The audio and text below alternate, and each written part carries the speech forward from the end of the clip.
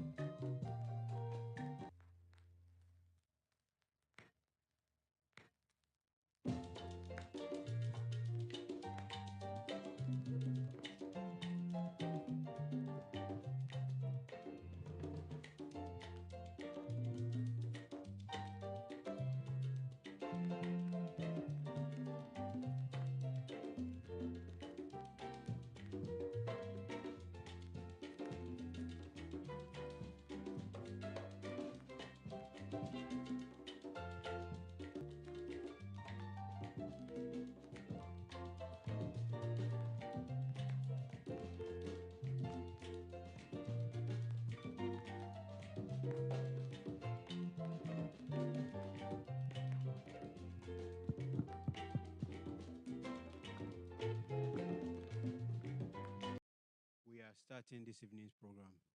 Shall we please be on our feet as the speakers and the chair take the high table?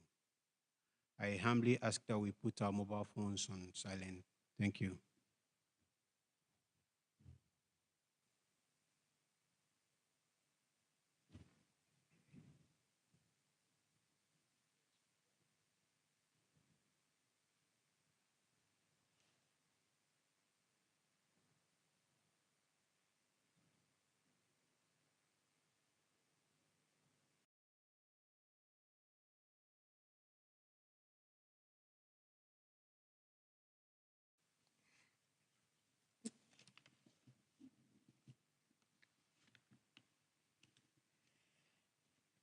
Thank you, Kate and Fred.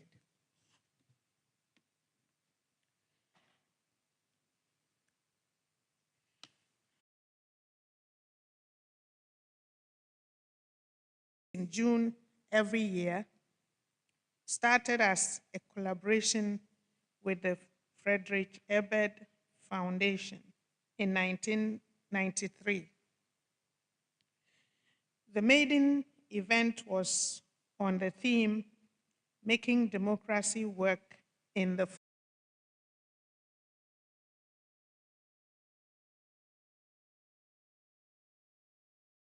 a few months.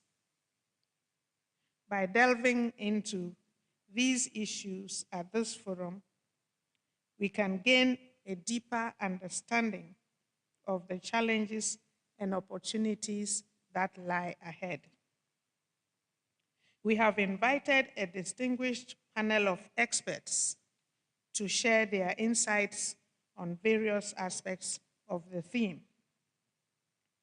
from the policy and institutional framework of national elections in Ghana to the regulation of campaign financing for national elections.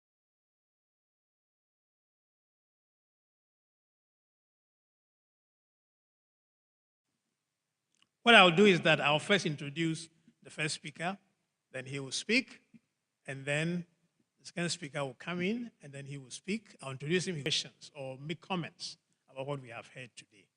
And then we shall have a closing after that. So it should be pretty stimulating for all of us. It's really a pleasure to introduce Professor Ernest Kofi Abotsi. I've seen him on many forums, and he's a good speaker. He's an associate professor of law and dean of the University of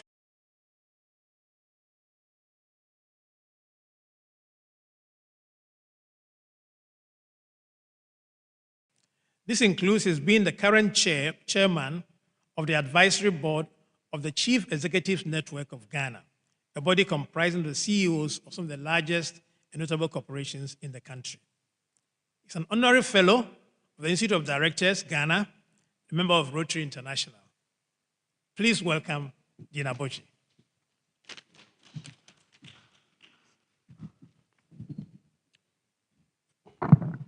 Thank you very much. The President of the Academy, President of the Academy, Vice President, colleague speaker, I recognize distinguished personalities here. Ladies and gentlemen, let me start first of all by saying that I have 30 minutes to speak. And therefore, if I do rush you, do pardon me because I'm operating within time. The letter of invitation warned me clearly that I can't go beyond that. Prof. Chair, distinguished guest, it will surprise many to know that Socrates' dialogue, which is contained in Plato's book, The Republic, the great ancient philosopher, cast rights, unlike the vested mandate of elections in institutions, electoral rights are at the behest of the elector and the one who puts himself up for elections. The rights of the voter and his power to choose his leaders will not be diminished or undermined. Thus viewed, the interplay of rights and mandate form the basis of elections and electoral mandates adjudication in Ghana. How these are deployed, managed, and adjudicated determines the fortunes and outcomes of the electoral regime installed under the Fourth Republic. Therefore,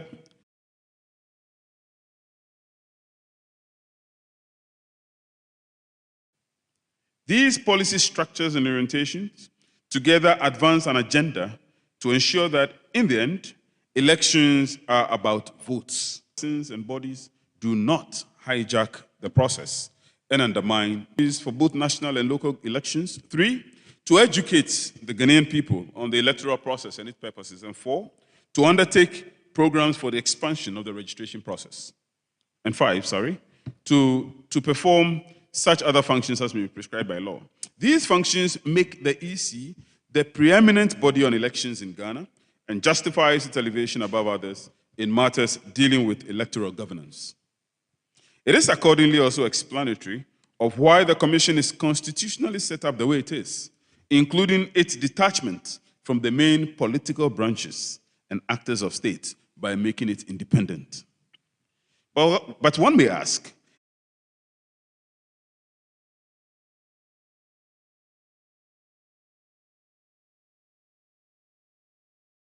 steps are taken to deepen this is to broaden and deepen the consultative process, the consultative aspect of the appointment process. I would suggest that in any future appointment of the commissioner, sitting presidents should do well to actively consult opposition parties and engage in back-channeling with key stakeholders in the process. Appointing consensus or compromised candidates is likely to lead to greater respect and compliance with the decisions of the Commission than candidates who are seen as strong preferences of the sitting president alone. For the Commissioner is a referee in the game of elections, and the idea that the president, even if acting as the highest official of state at the time, is the only one seen to be appointing the referee, sanctity of the elective principle itself, and the right of the voter to exercise his franchise in an atmosphere devoid of intimidation and threats, actual or perceived. In this sense, the functions and the role of the police is rather obvious and tends to be taken for granted. But to discuss the issue with the sole emphasis on the police will be missing the point, as experience has shown that from election to election, operatives within the broader security establishment are deployed to enforce the law and maintain the peace, oftentimes irregularly. This has resulted in clashes between these operatives and electoral actors, resulting in injury to life and property and even deaths.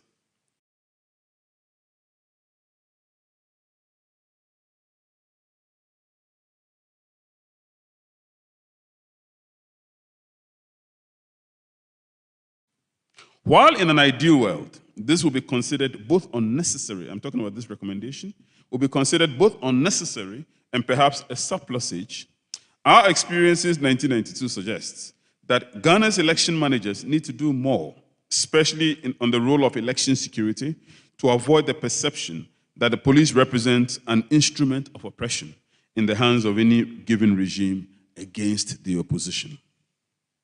Elections should not be the reason why people die. Crucially, however, and to avoid the experience of recent incidents of electoral violence, while addressing the issues of political party financing. The default is the status quo in which party financiers, and many will argue, galamsey operatives, have hijacked the parties and the subsequent governments they form. For as they have paid the piper, they have owned the tunes.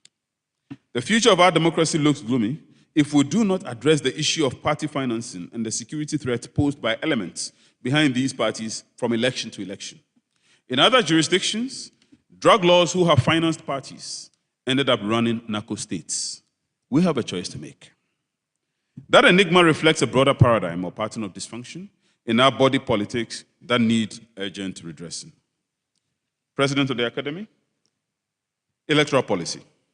And I'll turn my attention to the second part, electoral policy, and I promise to make it short. The policy framework on elections in Ghana is not written down in a compendium, but can be distilled from the laws and practices affecting electoral governance. At the apex of the policy is a commitment to neutrality in the process by the governance or managers of elections and the institutional paraphernalia in place. The policy of electoral neutrality remains at the heart of the electoral process and defines the integrity of the process. For it is the expectation of neutrality that parties commit to the proclaimed outcomes of elections and the results. The failure of the neutrality factor undermines the livelihood of parties and the pre-commitment to accept declared results. But in real terms, how does the policy neutrality manifest itself? The question may be asked. Stripped of its complications, electoral neutrality simply means that the managers of the process maintain a professional detachment from the evolving process and results. Neutrality in elections demand that the state institutions tasked with the mandate of overseeing elections stay clear from participating in the contest or facilitating the interest of a party to the election, the interest of a party to election in any manner, shape, or form. And it is important to point out that while Ghana has over the years, from opaque ballot boxes to photo identity requirements in voting, Ghana has incrementally evolved its electoral system. Thus, in both qualitative and quantitative terms, we have made progress at incorporating the strictures of transparency in our electoral process. The Supreme Court's role in ensuring further transparency in the election over the years reflects the evolving expansion of the space for transparency in the work of the EC. More specifically, the court's order in the case of Kwesi Nyametiase, the order in that case, the Kwesi Nyametiase case, concerned the EC's sharing of collated results with the political parties and the speed with which the changes in the law were effected to enable the sharing of results remains a commendable collaboration between the Commission and the political parties, especially the two leading parties. The final policy I'll touch on, as I bring my presentation to a close, is the policy of consultativeness and inclusivity. This last policy deals with the policy of consensus building. The policy of the EC in trying to bring within its fold other parties and other stakeholders who have an interest in the outcome. The focus of the consultative policy on election is to ensure inclusiveness and stakeholder engagement. Past boycotts of the parties in the EC's consultative initiatives shows, again, that there's work to be done in that regard moving forward. It is suggested that the EC binds itself to the IPAC while avoiding the dangers of vested interests stalling the process and leading to stagnation. This suggestion is made against the backdrop of the fact that the EC has sometimes been acting bullishly and essentially trying to move forward with or without the parties. It is instructive to note that whether justly or otherwise, the political parties of Ghana possess the sheer capacity in numbers to cause havoc and mayhem in this country. And it is just we have to continue talking about elections, and we are not talking about it enough. What that implies is that as much as we can, we would have to get the Electoral Commission to represent Ghanaians. Because even though the commissioners are not elected, even though the chair is not elected, beside the political parties, if there is one person, one entity, or one body that has the capacity, just like the parties, to throw Ghana into mayhem, it is the commission. It is precisely because of these that every Ghanaian should be invested in the work of the commission. We should be invested in the work of the commission to save the commission, invested in the work of the commission to avoid the parties hijacking the commission for their own destructive ends. We should be invested in the work of the commission to ensure that the vehicle of election discharges the two key mandates. The first mandate of democratic transformation and therefore transfer of power, but secondly, very well structured lecture, and we'll come back to you after the second presentation.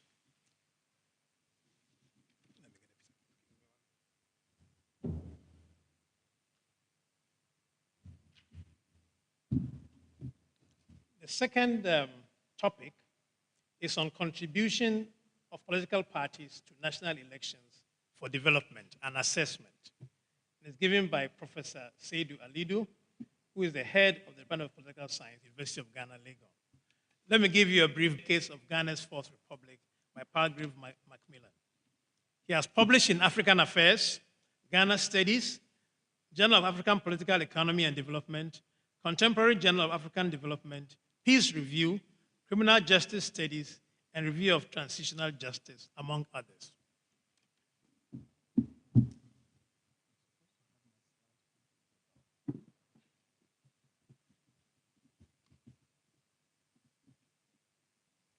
Mr. President, Vice Presidents, Secretary, Co-Speaker, representative of political parties, fellows, colleagues, students, good evening to you all. I'm very grateful to the Ghana Academy of Arts and Sciences for the opportunity given me to speak on not just this very important topic, but at a moment that I think it is very relevant. We'll be holding our 9th in a series of national elections in December, and a series of activities have already begun by both political parties and the Electoral Commission, including the limited.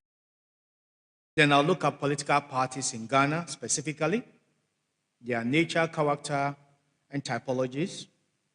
Then I'll look at the role of political parties in national elections and development in Ghana's Fourth Republic. Then I'll conclude and provide recommendations. This paper relied extensively on secondary data, published works on political parties, elections, and development, and then databases that are significant to this topic. I specifically use the following indices to support my arguments. The Afrobarometer data, specifically around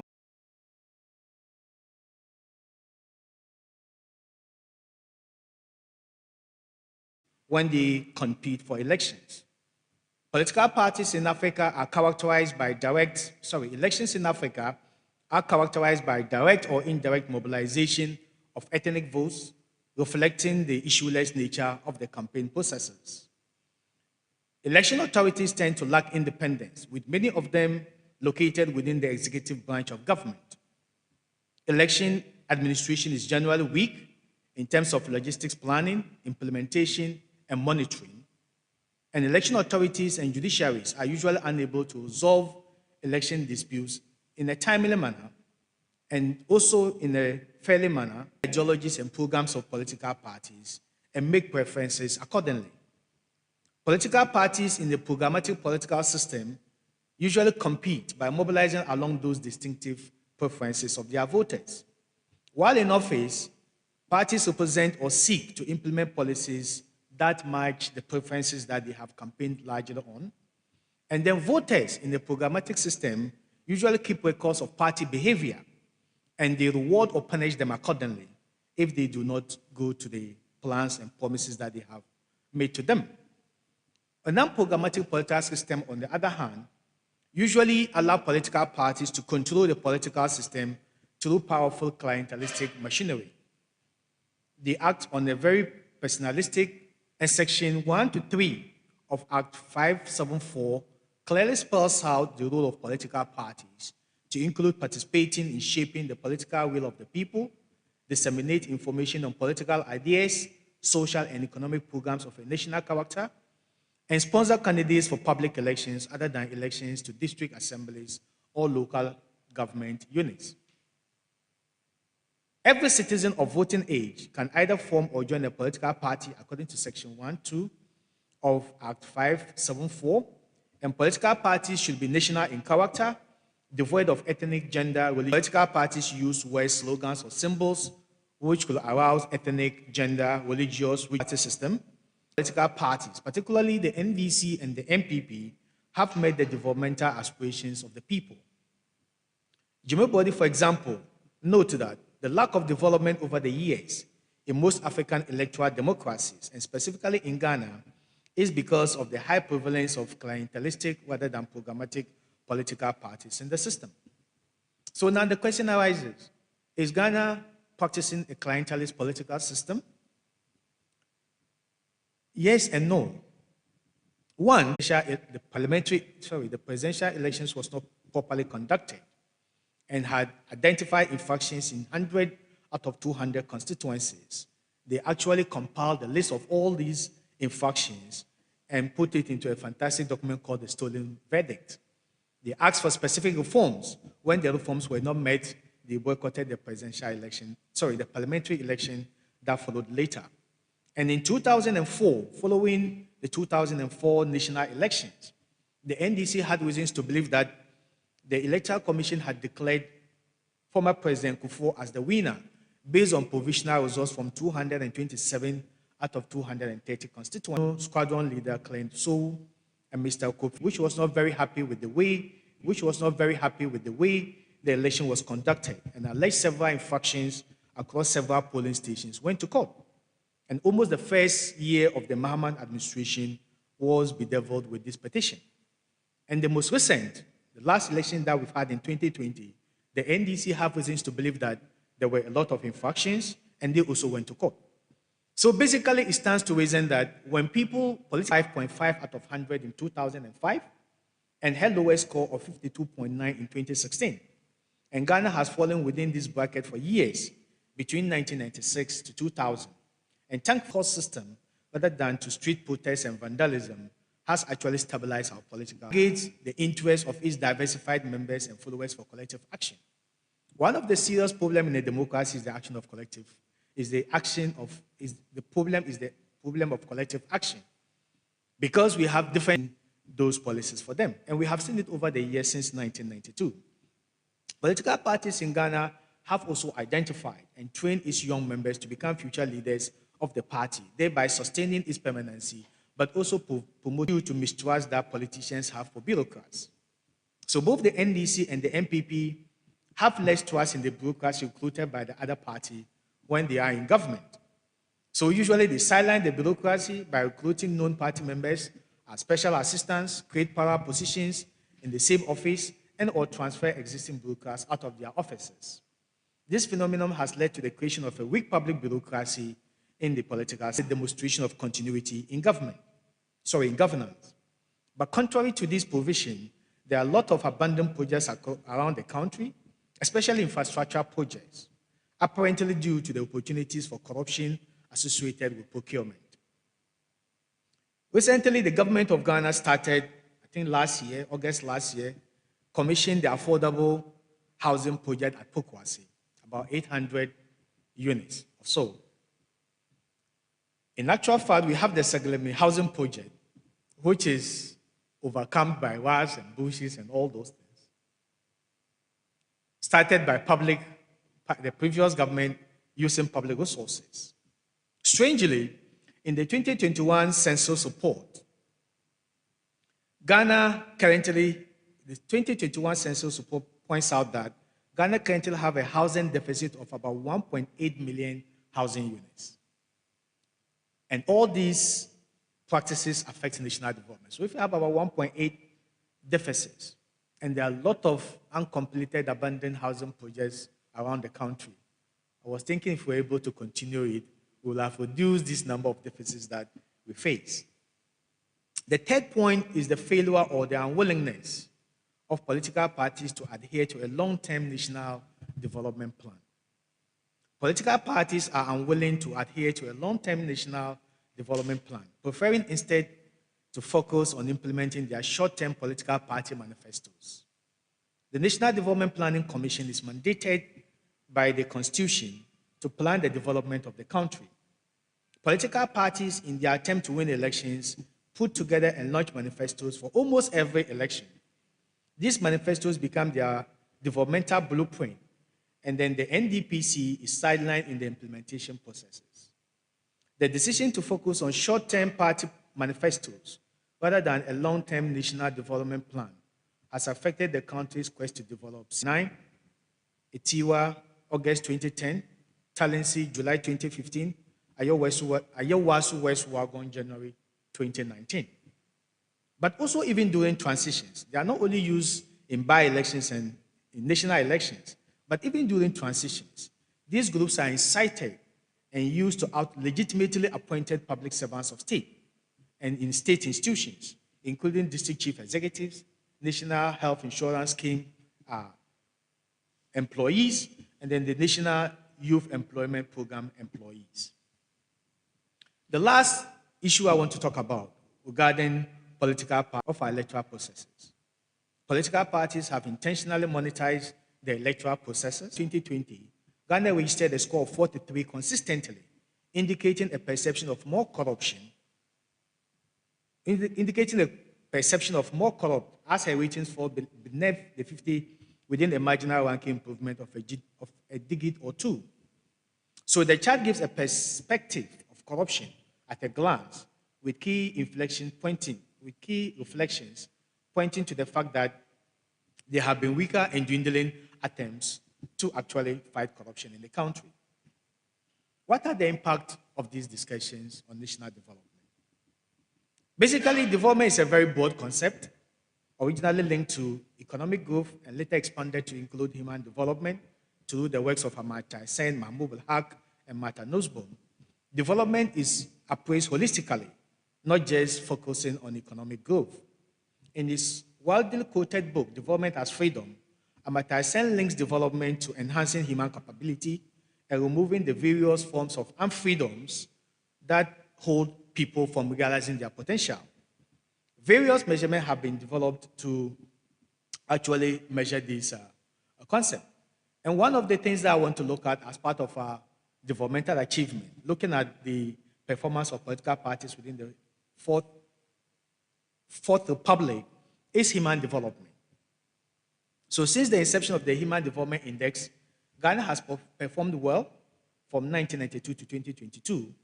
We have achieved our highest HDI score of 0.602 in 2022 and our lowest score of 0.457 in 1992. Interpreting this score, Ghana is ranked low in HDI score from 1992 to 2027. Freedom, rights, and liberties. Doing very well in the area of civil liberties, 14 out of 16. Freedom of expression and belief, 12 out of 16. In association and organizational right, 10 out of 16. In rule of law, 11 out of 16. But generally, our performance have been tanking from 83 up to now reducing largely to 80 in 2004. Governance performance, using the Mo Ibrahim Index. We are doing well on governance, 1.1. Very well on foundation for economic opportunity, 10.7. Very well human development, 2.9. But not that well on security and the rule of law, minus 7.1. Economic freedom.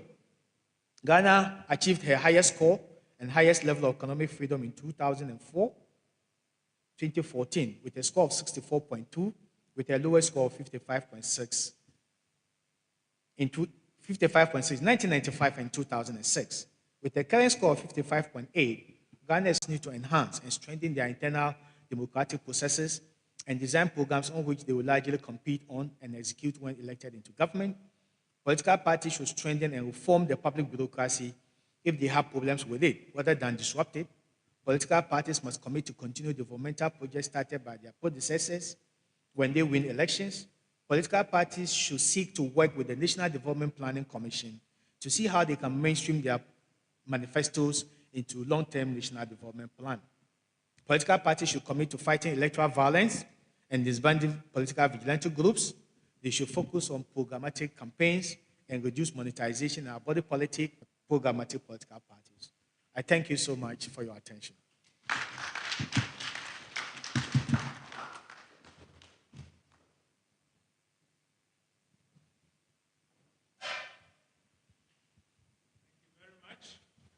A round of applause.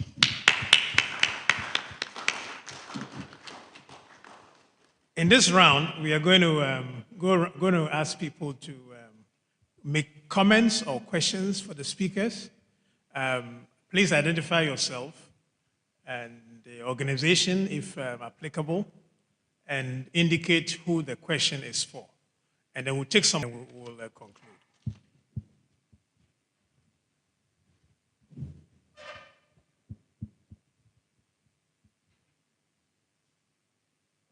If you have a question, kindly let me know, so I'll hand you over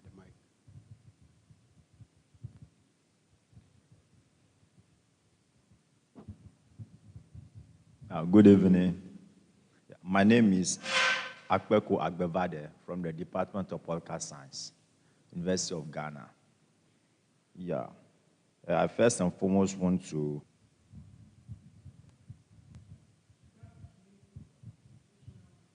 institutional design, and electoral neutrality. Yes, please.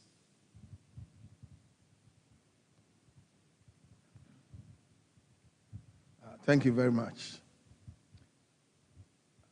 My question goes to Professor Abotsi. Prof, you spoke very well about the Electoral Commission, police, judiciary. I gathered from your brilliant speech that the appointment of the EC has to be looked at. As a matter of fact, political parties, as you rightly said, when in opposition, do not trust the Electoral Commission. And when they are in power, they do trust the Electoral Commission. But I find it difficult also to understand how a party like the New Patriotic Party won Madam Charlotte say.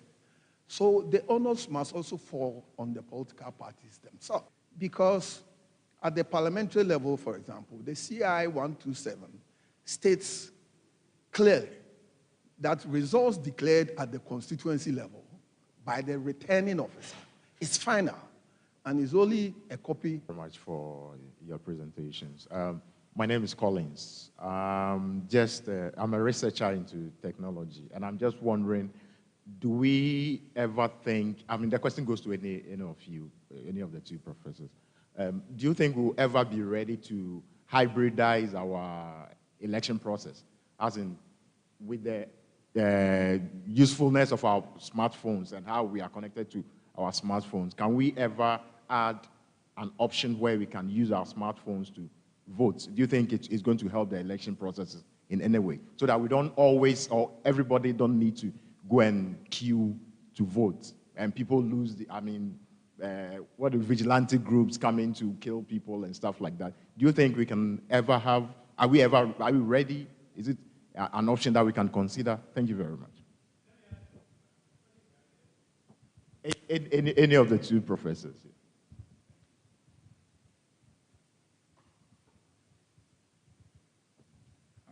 Thank you very much for the opportunity given. My name is Nuruddin, and I work as a security guard in Consolidated Bank. But I'm interested in politics because that is my target. Now,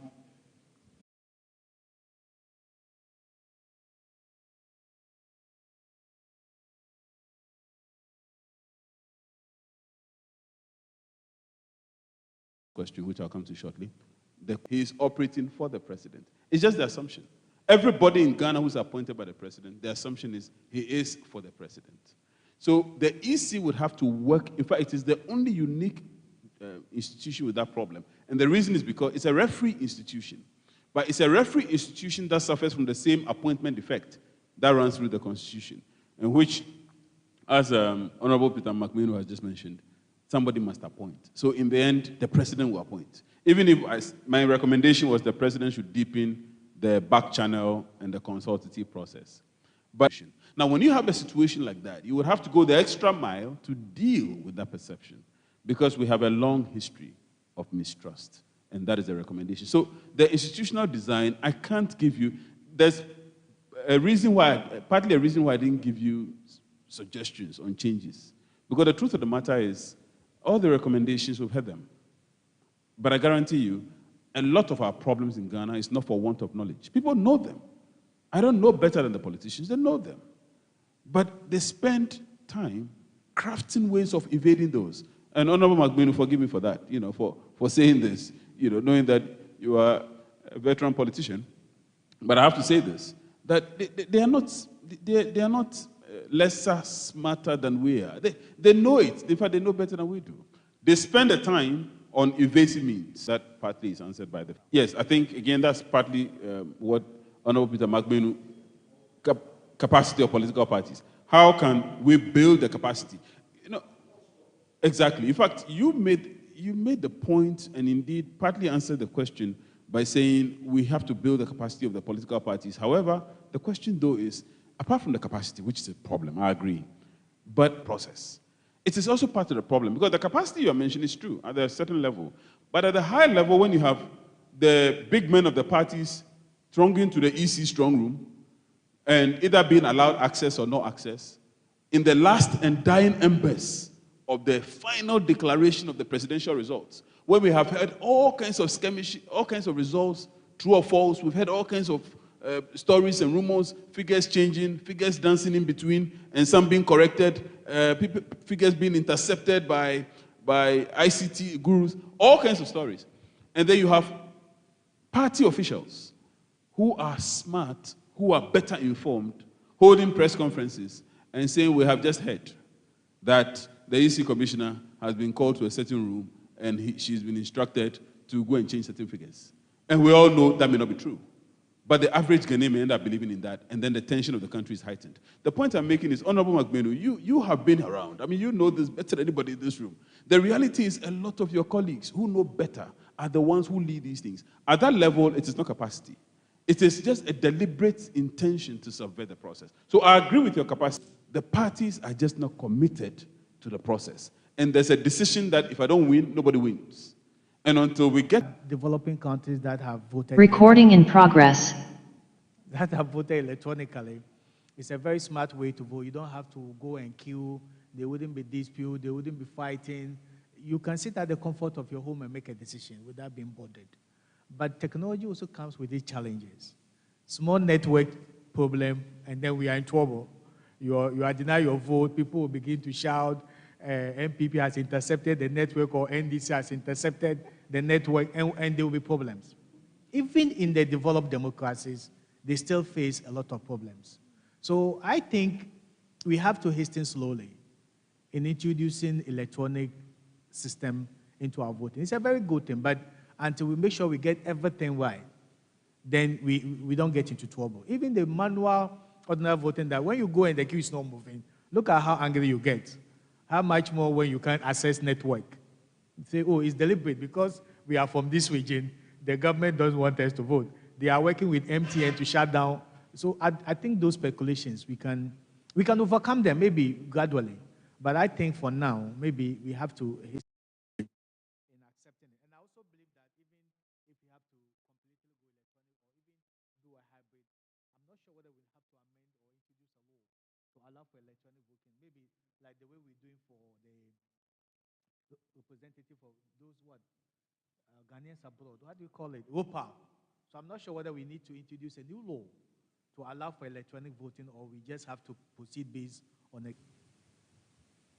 very difficult now, because when you look at the design of the political system, it is no longer just the politicians who are giving, but it's even the electorates who are demanding. To the extent that I think just recently, 2 weeks ago, we did a program at the University of Ghana, and we're looking at encouraging youth participation in democratic processes. And we asked them, how many of you will vote for a political party when you are giving money to do so? And I think almost all of them said, oh, they'll vote, because they think the money is already is a public money, and some few people are keeping it. Moving forward, what we need to do as citizens, but also as agents of the democratic processes, is to make sure that we move towards a more largely programmatic political party-based system, where people who vote will keep a record of what political parties have promised. And I think we are doing it. Basically, we are doing it now. Eventually we are doing it.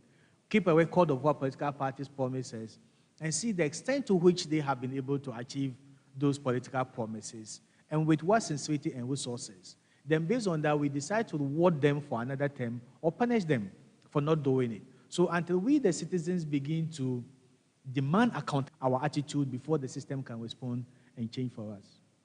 Let's go for the second round of questions.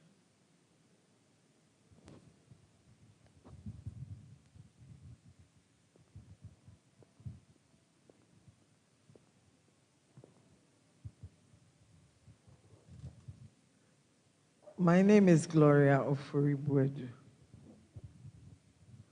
I just want to say that there's a need for intensive public education when it comes to elections in Ghana.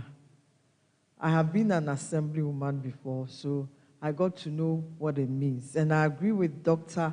Aferijan that elections are won at the polling station. And invariably, the returning officer of the constituency has a role to play when it comes to elections. When we know that and we teach our students social studies in the primary school and JHS and SHS and what have you about the electoral process, I think it will help in letting us understand what goes on. Because we are tired of, hearing on the radio on election day that some people have stolen ballot boxes, and then some people are mobilizing people along the coast that hurry up and go and descend on the electoral commission because they are stealing your votes, or you hear people talking of a comfortable lead when it's to the contrary. If every Ghanaian, especially with students and pupils and teachers and all of us alike, understand the electoral process, then we'll know that it's somehow invincible. Because if it wasn't, how on earth will have Dr. Aferijan, who has supervised so many elections, have come out with different parties? We had the 92, 96, 2000. We had effective politics with some changes in 2016.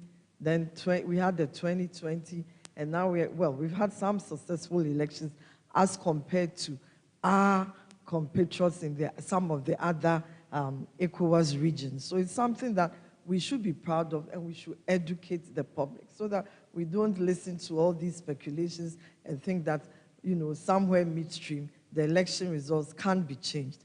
And then when it comes to the EC and the recent Supreme Court case, not the 2012 one, I'll say that I had the opportunity to be in the courts because I'm a practicing legal practitioner. So I always found a way of going to court, and then after my case is going to listen. She was in the court all the time, every time the case was called. And sometimes I wondered, I said, the EC is not a personality, it is an institution. We have the EC, the discretion of the Supreme Court judges is whether to call her to the witness box or not. And if they didn't, maybe they exercised their discretion. Dean. So because she was always there. And sometimes I thought as an institution, it should not be personalized. Some of her commissioners should have been there, but she was always there. So I believe that there was some form of discretionary powers exercised by our lords and ladyships of the Supreme Court. And we must give them the benefits of the doubt. What do you think? Thank you. Thank you. I want to find out from Professor Seidu. I agree with you totally that there's 12 processes. I mean, if you look at how parliamentary primaries have gone up to 389,000, that's what you quoted, yes. But I am of the view that we need major reforms in how our primaries are conducted. And that a shift from the first past the post to proportional representation, where you don't have to go through constituency by constituency primaries, but rather a list is sent from the party to the Electoral Commission, as is done in South Africa, Denmark, Sweden, Norway, etc. Then the primaries monetization, at least, will be cut off. Then the struggle amongst politicians from one constituency to the other and the violence associated with it would also subside. So when we talk about reforms, I haven't heard Ghana or Ghanaians mentioning proportional representation or mixed representation, like first past the post and proportional representation. Why are we shying away from that? And I think it's a way of beating monetization of the electoral process. It's a system where the political parties send a list of would-be MPs. Like in South Africa, ANC got 40%. So they will be allocated 40% of the seats in parliament.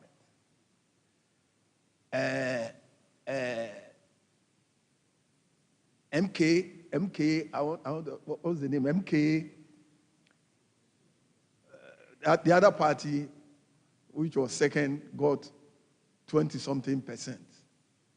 So they will be allocated seats, 20% of that seats in parliament. So if you have a 500-seat parliament and you got 40% of 500 will be allocated to you. And you had already brought in your list. So though you brought in a list of 500, the 40% will entitle you to, let's say, 40% of 500, about 200. So when we allocate 200 of your numbers up to that point, you are done. That's proportional representation. And you don't go through the violence and hustle and monetization that we do here because of the first past the post, our system.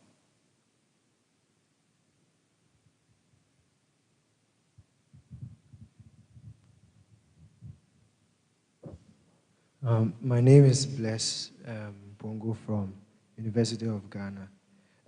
My question is directed to Professor Seidu. You made mention of one of the challenges that, or one of the failures that political parties have, and that is the refusal to go in adherence with the National Development Plan. And I agree with you totally.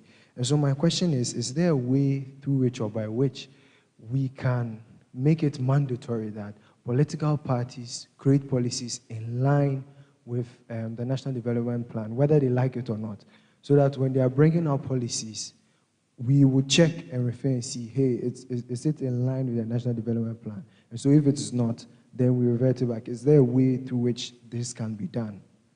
That's my question.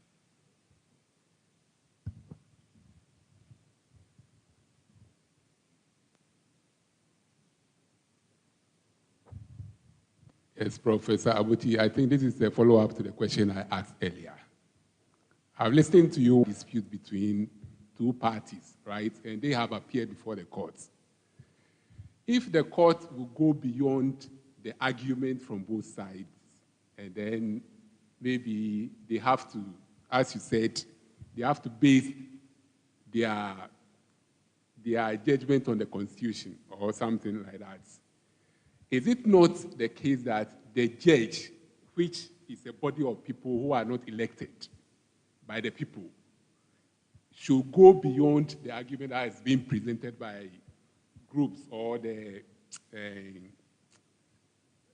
litigants who are representative of the people, who are presenting arguments, and the court has to go beyond that and then present a judgment? I think this is like too much of judicial activism in that case. So what is your explanation on that, please? Thank you. This one goes to Professor Seidu, Alidu. And then I'm following up with the question that was asked on political parties and then NDPC. Prof, in your presentation, you recommended that political parties should work with the National Development Planning Commission. We all know that political parties contest elections based on their manifestos. And then whenever they win power, they are interested in implementing the content of their manifestos. And then once election results are declared, the political parties, especially the one in power, is thinking of how to win the next election, whilst the opposition is also strategizing to maybe win the next election.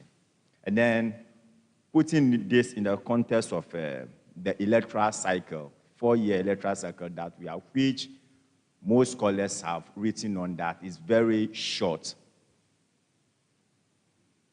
for even the implementation and the fulfillment of the manifesto promises. And then so recommending that political parties should work with the NDPC Do you think that recommendation, though it's your recommendation, will inure to the benefit of political parties who or which are always interested in power acquisition in order to rule, maybe probably in perpetuity? Thank you. 5 questions. Public education on elections. Well, the EC is supposed to do that. That's why I asked, among others, whether... Correct, the NCC as well, but the EC is also primarily tasked with that, educating Ghanaians on elections. And that's why in my presentation I said perhaps the EC may have too much work on its table, because we have all kinds of elections, which is funny. GFA wants elections, they go for EC. Abotsi Boys and Girls Club, they are doing elections, they go for the EC. Everybody goes for the EC to come and supervise their elections. So the EC has also overcontracted itself to all kinds of semi-private to private elections, and perhaps they need to look at that. But yes, you're right. Election education in Ghana doesn't happen. It literally doesn't happen until you have a few months to elections, and then you start seeing a few posters and statements about how to properly vote. We have 4 years. Why don't we have this for the whole 4 years? Because it takes a lot of time for things to sink in. See the return ballot. See there's a name they call it, the destroyed ballots. The sports ballot, exactly, where the person has, thumbprinted between one of the two ends. The parties, they all end something, end something. And then the person said, I like both of you. And then thumbprinted exactly in the middle, and then it's wasted. And we have a lot of these, and it's because our grandmother heard a story. They don't hear things. They only hear them at the last minute. The Information Services Department, are they still around? The yellow and green buses, the yellow and green Land Rovers. When we were kids back in the days, they would come with loudspeakers on top of them, educating people. Do you still see them around? Education through films for villagers to watch these things. There were a lot of voter education back in the days. And funny enough, and I grew up during the PNDC era. I was quite young before, a champion before PNDC. So AFRC, PNDC. But even during the military era, you had these cars coming around to educate people on basic civic responsibilities. So voter education should happen across the 4 years. But very often we see it very close to elections. It is speedily done, hazily done, and not much goes into it. So perhaps we should look at that. Invest a little bit more in voter education. I don't also know, and this is where Honorable Makwenu, today I'm just on you. He's my very good friend. But I'm just picking on him because he's the only of the 2 political party person I see here. So probably you receive it on behalf of your cousin. You go and give it to them. But I'm just saying this. I have become so skeptical of the political class. The question I was going to ask you is, perhaps, is it not because the parties think they benefit from voter illiteracy? Sometimes parties do things rationally. In their opinion, if voter education will lead to voters behaving in manner inconsistent with their expectations, then they might as well keep them illiterate. Now, I'm just wondering, again, these are suspicions I have, because they don't seem interested in really educating them. And when they're educating them, of course, they're just educating them to tell them that when you go in there and you see the elephant, it's only the elephant, don't go below. If you see the umbrella, please don't, they will just do those very parochial education. But perhaps we've gotten to that point where we should do an all-embracing education. Very quickly to yours, and then I'll hand over the microphone to my colleague. To judicial activism. The point I was just drawing attention to is that this is not another case. The Constitution allows, in fact, not just the Constitution, the rules of court. The rules of court allows the judiciary, headed by the Supreme Court, to go beyond a party's presentation of the matter. There's something lawyers call amicus brief. An amicus brief is a brief submitted by a third party to the court, telling the court that you have listened to party A, you have listened to party B, but there's something both party A and party B are not saying, but which is in the law. And you are adverting the court's mind to that third thing, because that third thing may be the real determinant of the case. A court may decide the matter without regard to what both parties have said, but with regard to the third factor to which its mind has been adverted. So the court is not limited. Even amicus has been around. In fact, some of the electoral petitions, some of the petitions, I think 2008 or 12, yes, there was a major amicus, yes. In fact, it became a spectacle. I remember that one. Everybody was making fun of it. But it became a spectacle. There was a major amicus. So that's an example that even in electoral petitions, we've had major amicus roles. So the court is not restrained at all, that I'll listen to A and B and I'm restricted. I have to choose one. No. The court can do maximum justice by ignoring both. That's what I'm saying, that even the petitioner's argument could be completely bogus. The respondent's defense could be bogus. And the court can say, I want to hear something from the commissioner. Because let's be honest, all of you, you are interested in the outcome. The only one who is not interested in the outcome is the commissioner. So, do we really want to hear the one interested in the outcome? If Kofi Abotsi stands up and he's a candidate and he's speaking for his party, the court should listen to me with a pinch of salt, which is funny because our rules are clear, our laws are clear. For example, let me give you an example which is not related to this, but which may educate. That in rape cases, the rule of Ghana is that the court should listen to the evidence of the victim with suspicion. Because the victim has an incentive to lie. Nobody knows why he's saying X raped her. It could be vendetta, it could be vindictiveness, it could be anything. Nobody knows. So the court should listen to it, but with suspicion. But the court should get external evidence to corroborate that evidence. You can transport that to the Supreme Court. Party A said, I lost the election because they stole it. Party A is a candidate. He has every reason to say that. Why should we believe what Party A is saying? It is the commissioner who has been paid to do an independent job, whose voice the court should take with more confidence. And that's why I find the precedent disturbing. I find it disturbing because what is going to happen is that the person we should rather listen to the most can decide that I don't come to court, and that's problematic. Okay. There are other questions? About 3 of them. Thank you so much. I'll start with Honorable Makmenu's question first. So I think one of the ways parties have tried to do away with the monetization, especially at the primaries level, was to expand the delegate list. So they said there are only few.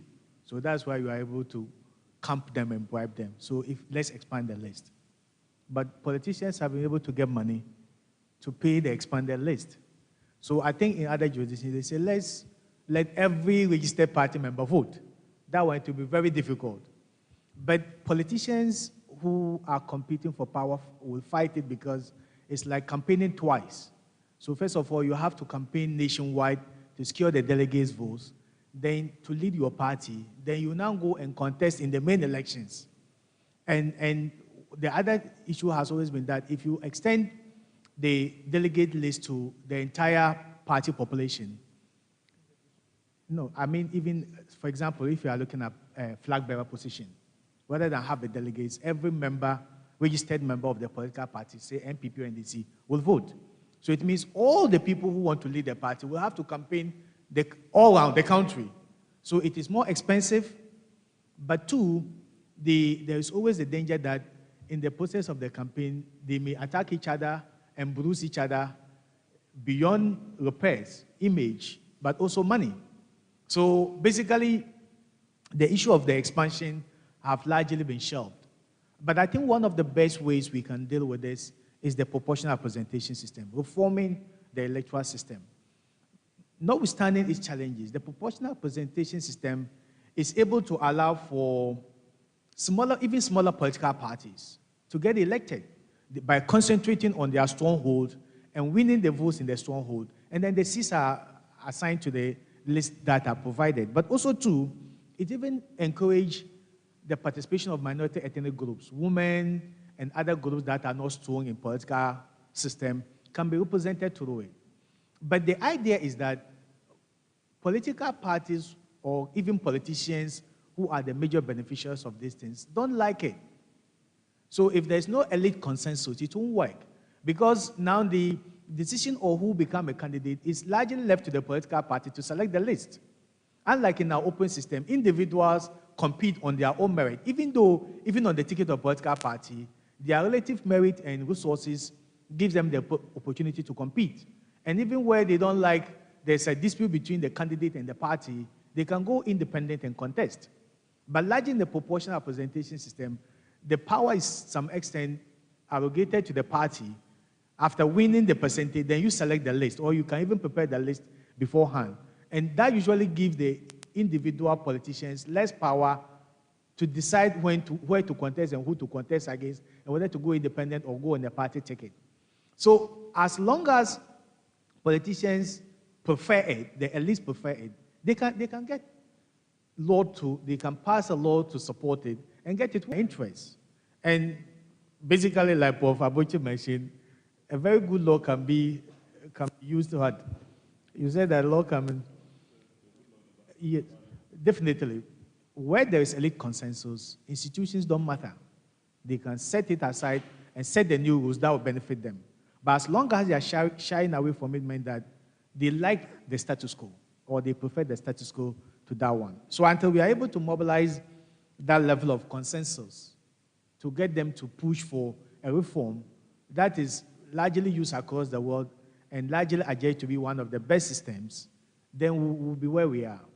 So I think the politicians who are the direct beneficiaries need to accept that this is a good thing and let's use it.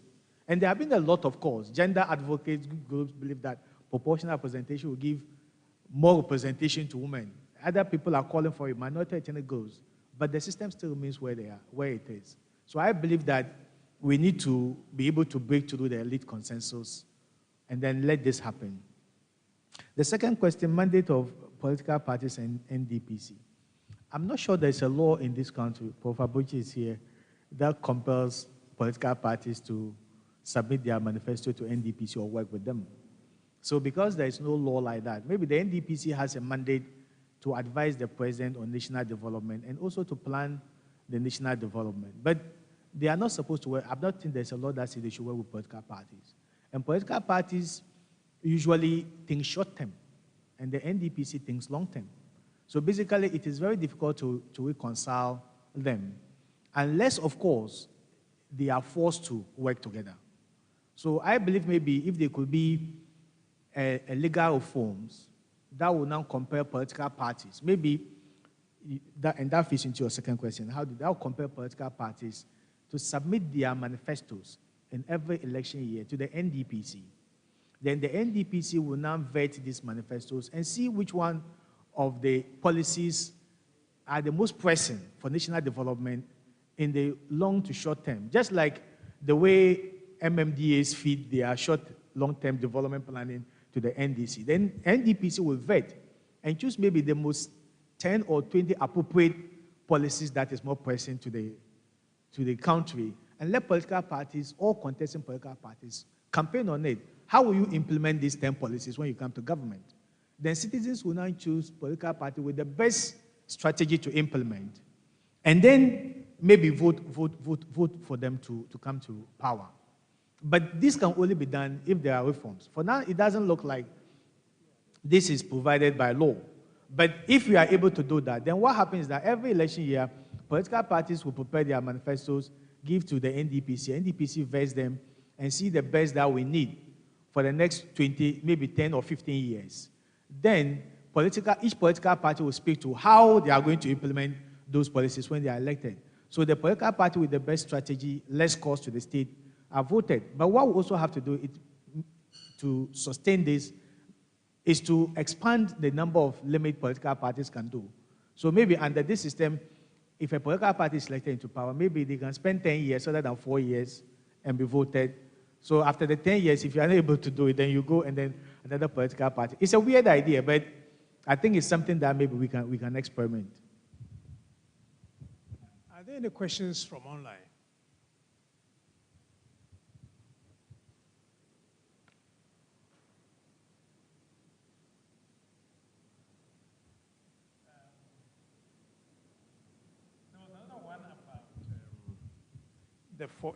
The 4-year cycle and the goal of political parties being about power acquisition and therefore might not be conducive to adopting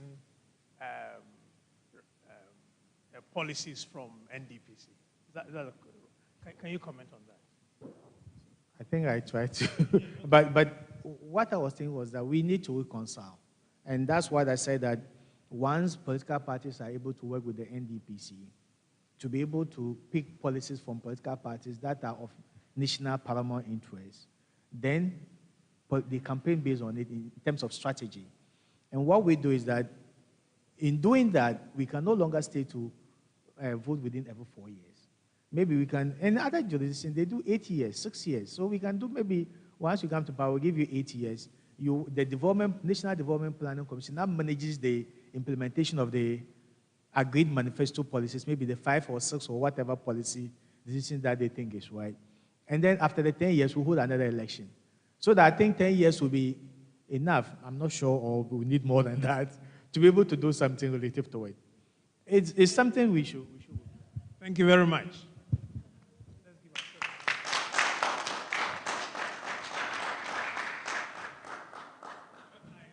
I think it has been a very stimulating question session, and the talks were really good. What is nice about this thing is that we hear a lot of ideas from the participants, and you stimulate that. I really appreciate what you've done. I can't add much to it because I think you said almost everything.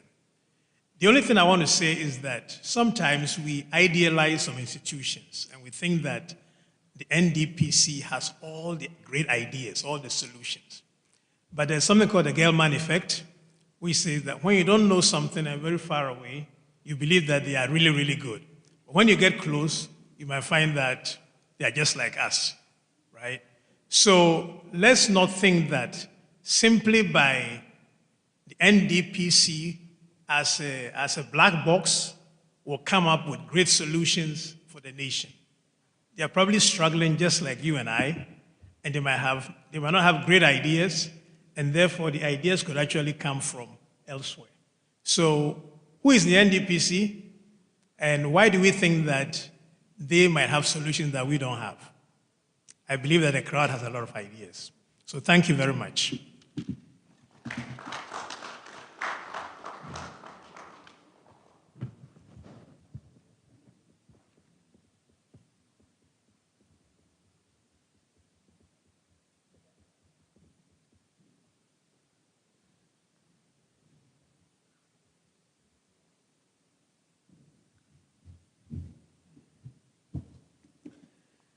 I'd like to thank our chairman for steering this evening's session so well. Please give him a round of applause.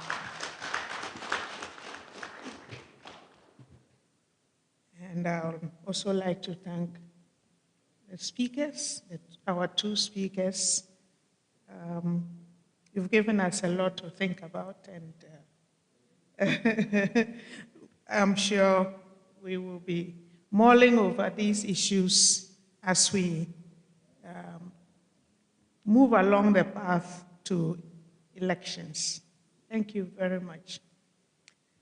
And I'd like to thank our audience, very engaging. You were alert, you listened well, and the questions you asked,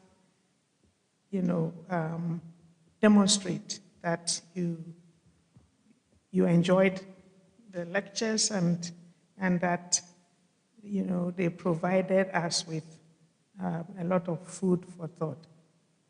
So, audience here and online, thank you very much. Tomorrow, we will have our second day of the public forum, and tomorrow's session will be this evening, and he's speaking tomorrow on this platform. So please, and then there will be others, and we're going to have another very stimulating session. Please join us again tomorrow at the same time. Thank you. And as we leave, there will be packed snacks right out